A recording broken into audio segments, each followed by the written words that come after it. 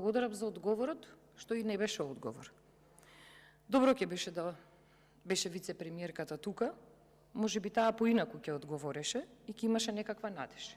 Вие многу кажавте, ама на крај ништо не кажавте. Никој не е санкциониран, премиере. Никој не е санкциониран. И нема што, каде да се поставува, бидејќи ако можеше во изјавите своји вице-премиерката се повикува на ДКСК, Државната комисија за спречување на корупција, а Артан Груби за нив вика не ги бива, немаат капацитет. Тука има забуна. Тука некој треба да е санкциониран.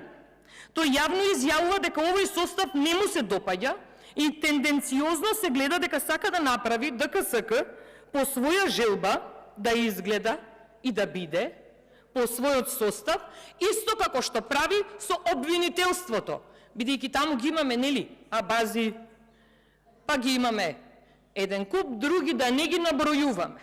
Но, дали ќе го повикате Артан Груби на санкција? Нема да го повикате. Затоа што, ако го повикате него на санкција или на некаква одговорност, следниот пат нема да се сретнеме на пратенички прашања, туку ќе се видиме на избори. Ви благодарам.